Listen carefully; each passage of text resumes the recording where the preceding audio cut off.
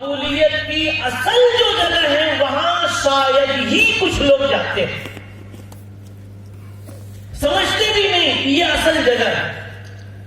تمہارے شیخ کی دعا، تمہارے حضرت کی دعا کے بارے میں قرآن و حدیث کی کوئی گارنٹی نہیں ہے کہ قبول ہو ہی جائے گی، لیکن تمہارے گھر میں تو شخصیتیں ایسی ہیں کہ ان کے بارے میں قرآن و حدیث کی گارنٹی ہے، رسول اللہ صلی اللہ علیہ وسلم کی طرف سے دی ہوئی گارنٹی ہے کہ وہ جو بول دے اللہ یقیناً قبول کر لیتا۔ ایک کا نام ابا ہے، ایک کا نام اماں، لیکن ابو اور امی سے، ابا اور اماں سے دعا لینے کی توفیق کبھی لوگوں کو۔ میں کہتا ہوں باپ بوڑھے ہو گئے نا، اماں بوڑھی ہو گئی، پیسے لگ رہے ہیں دوا پر لگاؤ، ایسا سمجھو بزنس میں جا رہا ہے، پارٹنرشپ میں پیسہ جا رہا ہے، چند سالوں میں جو واپس ہوگا تو ہزاروں کو کروڑ بنا کر یہ واپس بنا کر واپس ہونے والا ہے۔ اس لیے کہ حدیث میں فرمایا ہے، محمد رسول اللہ صلی اللہ علیہ وسلم نے، الصادق المصدوق نے، خیر الانام نے، سید البشر نے، خیر الورا نے، محبوب کبریا نے فرمایا ہے، هل تنصرون وترزقون الا بضعفائكم۔ تمہارے پاس روزیاں آتی ہیں اور مشکلات میں میری مدد آتی ہے گھر کے کمزوروں، مجبوروں، مریضوں کی برکت سے۔ تو سمجھو گھر میں اگر کوئی بھی مریض ہے، گھر میں کوئی بھی بوڑھا ہے، گھر میں کوئی بھی مجبور ہے جو اپنی روٹی نہیں کما سکتا، تو آپ سمجھو اللہ نے اپنی مدد کے اتارنے کا اور آپ کے گھر میں روزی بڑھانے کا اللہ نے ایک نظام چلا رکھا۔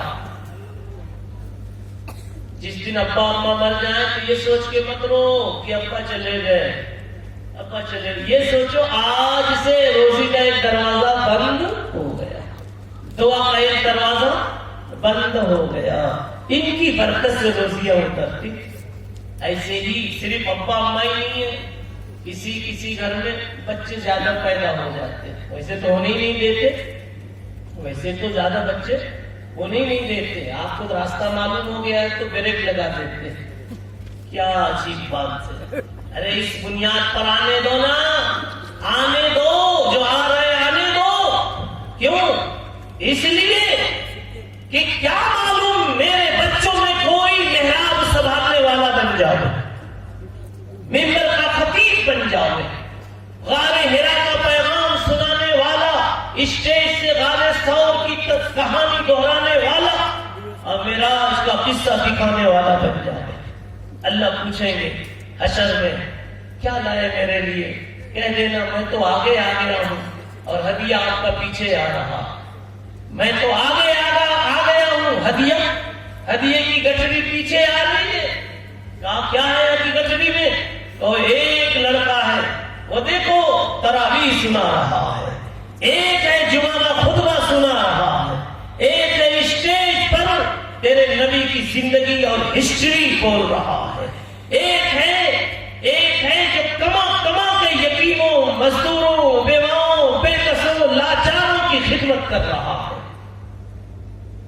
ایک ہے جو اذان کی آواز بلند کر رہا ہے۔ یہ سب نیتیں کرنے کی ضرورت ہے، اس لیے اگر اولاد بڑھتی ہے تو بڑھنے دو، کبھی یہ مت سوچنا کہ کہاں سے میں کیا کروں گا، کہاں سے تم کچھ نہیں کرتے ہو، وما تشاءون الا ان یشاء اللہ، تم کچھ نہیں کرتے ہو، سب کرنے والی ذات اللہ کی ہے۔ بلکہ ان بچوں کی برکت سے اللہ گھروں میں ٹفن بھیجتے ہیں، بھرا ہوا ٹفن، خالی نہیں۔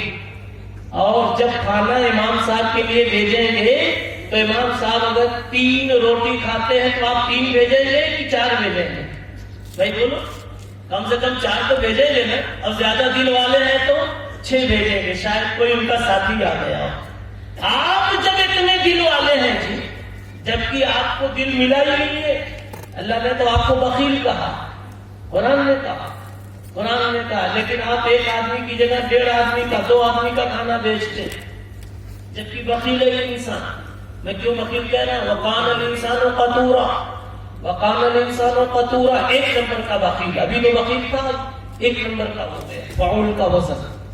اور آگے اللہ تعالیٰ کہتے ہیں قُلْ لَوْ أَنْتُمْ تَمْلِكُونَ خَزَائِنَ رَحْمَةِ رَبِّكَ، اے انسان تو اتنا بڑا بخیل ہے کہ تجھ کو اگر میں جنت کی چابی دے دوں لَأَمْسَكْتُمْ خَشْيَةَ الْإِنفَاقِ، تو اپنے باپ کو بھی نہیں آنے دے گا، کہے گا کہ جنت چھوٹی پڑ جائے گی، یہ باپ آئے گا تو کھانستا رہے گا، مجھے امید نہیں آئے گی۔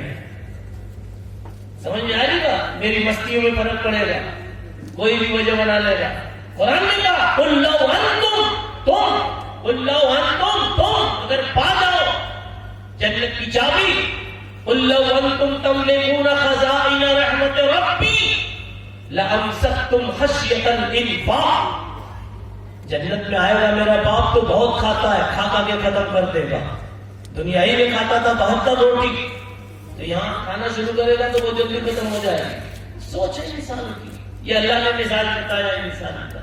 تو میں کہہ رہا ہوں انسان تجھ کو اللہ نے بخیل بنایا ہے، طبیعت بخیل ہے تیری، پھر بھی تو ایک ٹفن میں 1.5 آدمی کا ڈالتا، 2 کا ڈالتا ہے، جب گھر میں بچے 2 ہوں گے تو 2 ٹفن آئے گا، کتنا آئے گا؟ 2، اور بچے گھر میں اگر 10 ہیں تو کتنے ٹفن آئیں گے؟ 10۔ بچت 10 میں زیادہ ہوگی کہ 2 میں؟ نہیں بولو۔ اس لیے اگر بیلنس بڑھانا ہے، بیلنس اگر بڑھانا ہے تو کیا کرو؟ اذان دینے والوں کو بڑھاؤ، نماز پڑھانے والوں کو بڑھاؤ، تقریر کرنے والوں کو بڑھاؤ، یعنی کیا مطلب؟ بچے بڑھاؤ۔ یہ تو اس پر تو کوئی بھی سر ہی لائے گا، کون ٹینشن لائے؟ ارے ٹینشن میں نے پہلی کہہ دیا، ٹفن کو تو ان کے نام کا آئے گا، اس میں سے آپ کھاؤ گے۔ بہرحال بہت ساری باتیں جو میں نے ضرورت کی محسوس کی معاشرے میں کمزوریوں کے اعتبار سے، آپ اپنی زبان کو بچاؤ۔ کئی مرتبہ نوجوان بچے شراب سے زبان کو ناپاک کر ڈالتے، اب پھر آتے ہیں اللہ یہ دے دے، اللہ وہ دے دے، اس زبان پر دعا کے بول سجا کے بھیجو گے نا، کبھی قبول ہونے والی نہیں ہے۔ میں نے کہا اچھے پلیٹ میں کیسی بھی بریانی چل جائے، لیکن گندے پلیٹ میں کتنی بھی مہنگی بریانی ہو نہیں چلتی ہے۔ اس وجہ سے میرے بھائیوں، شرابیوں شراب سے بچنے کی کوشش کرو، الٹے سیدھے نشے والے نشے سے بچنے کی کوشش کرو، بلکہ کوئی بھی نشہ ہے اتارو۔ قرآن آیا ہی ہے ہر نشہ اتارنے کے لیے، قرآن نے جگہ جگہ نشہ ہی اتارا، نشہ ہی اتارا۔ زیادہ تو نشہ ہوتا ہے کمال کا، میسر سارا فتنہ اسی سے ہوتا ہے۔ پہلی آیت نے اسی نشے کو اتار دیا، الحمدللہ الحمدللہ رب العالمین، سارا کمال تو صرف اللہ کو حاصل ہے۔ اس لیے بولنے والوں تمہارا کمال اسی کے کمال کا ایک قطرے کا اثر ہے۔ جی کھوپڑی والوں یہ بھی وہیں سے آیا ہوا، یہ کھوپڑی جو آئی ہے اس کا نتیجہ بھی وہیں سے۔ پیسے والوں تھوڑا جو کچھ مل گیا ہے وہیں سے آیا ہے، اس لیے اس کو راضی رکھو۔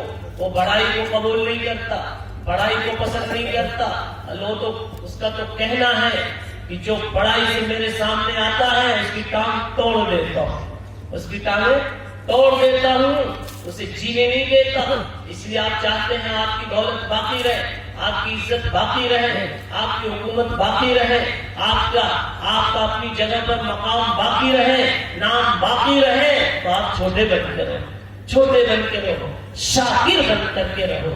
اللہ تعالیٰ ہم سب کو عمل کی توفیق عطا فرمائے۔ یہ جو مدارس ہوتے ہیں، اب میں لاسٹ میں جوڑ دیتا ہوں، یہ مدارس ہوتے ہیں، آپ کسی بھی مدرسے میں اچانک چلے جاؤ، کسی بھی مدرسے میں اچانک چلے جاؤ، جیسے ہی بیٹھو گے کوئی بچہ کچھ پڑھ رہا ہوگا تو پوچھو اس میں کیا ہے، بتائیں کہ اس حدیث میں یہ اخلاقی بات ہے کہ پڑوسیوں کے ساتھ اچھا کرو، غریبوں کو دیتے رہو، مجبوروں کی مدد کرو، والدین کی خدمت کرو، بیوی کو ڈھنگ سے رکھو، وغیرہ وغیرہ۔ اللہ کی مان کے چلو۔ کسی بھی کلاس میں چلے جاؤ، اچانک قرآن اگر پڑھ رہا ہے تو انہی باتوں میں سے کوئی بات، حدیث پڑھ رہا ہے تو انہی باتوں میں سے کوئی بات، یہ وہ باتیں ہیں جن سے معاشرہ سدھرتا ہے۔ کہیں یہ سبق ہو رہا ہے کسب الحلال، حلال ہی کھانا، حرام نہیں، اور کہیں یہ ہو رہا ہے زبان کی حفاظت، جھوٹ سے بچنا، غیبت سے بچنا، چغلی سے بچنا، بدگوئی سے بچنا، کسی کا راز فاش کرنے سے بچنا، یہ سارا سبق مدرسے میں رات دن سکھایا جاتا ہے۔ پتا چلا آدمیت کی اصل جگہ مدرسہ ہے، اسی لیے کسی نے کہا تھا یہ مدرسہ ہے تیرا میں قدا نہیں ساقی، یہ مدرسہ ہے تیرا میں قدا نہیں ساقی۔ یہاں کی کھاک سے انسان بنائے جاتے ہیں، یہاں انسان بنائے جاتے ہیں۔ تو اس لیے جتنی اچھائیاں آپ کے سامنے متعدد مقررین نے اور بڑے بڑے اچھے اور بڑے بڑے خوبصورت بولنے والوں نے، درد دل سنانے والوں نے جو کچھ سنایا ہے، میرے بھائیوں یہ کہاں سے اٹھا اٹھا کے سناتے ہیں، کہاں سے لاتے ہیں؟ انہیں مدرسوں کے کچن سے تیار کھانے اٹھا کے پلیٹوں میں سجاتے ہیں۔ شاعر کی شاعری مدرسے سے چلی، خطیب کا خطبہ مدرسے سے چلا، داعی کی دعوت مدرسے سے چلی، خانقاہ کی رونق مدرسے سے چلی ہے، جمعیت کی ساری حرکت مدرسے سے ہے۔ مدرسے سے ہٹ کر کچھ نہیں ہے۔ جس کو پوچھو کہاں سے سفر شروع ہوا، خانقاہ بولے گی دارالعلوم سے، مدرسہ دارالعلوم سے، جمعیت بولے گی دارالعلوم سے، اور دعوت کی محنت بولے گی دارالعلوم سے، تصنیف میں مصنف کا قلم بولے گا کہاں سے سفر شروع ہوا، دارالعلوم سے۔ مولانا آپ کی میری ٹوپی کہاں سے چلی، دارالعلوم سے۔ حضرت کی شیروانی کہاں سے چلی، دارالعلوم سے۔ وہیں تو سیکھا کہ امام بخاری نے عنوان قائم کیا ہے التجمل للوفود، جب میدان میں آنا ہو تو ذرا اچھا پہن کے آؤ۔ تو دیکھیے بخاری کہاں ملی، مدرسے سے۔ پتا چلا حضرت کی شیروانی مدرسے سے، حضرت کا امامہ بولو مدرسے سے، ہر حسن مدرسے سے ہے، ہر حسن مدرسے سے۔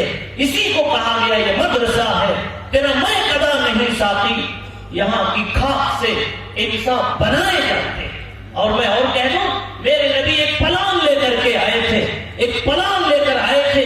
دنیا میں ہر قسم کا حسن پیدا کرنا ہے، ہر انسان کو حسین بنانا ہے، اخلاق کا حسین بنانا ہے، اخلاق کا حسین بنانا ہے۔ تو اس نبی نے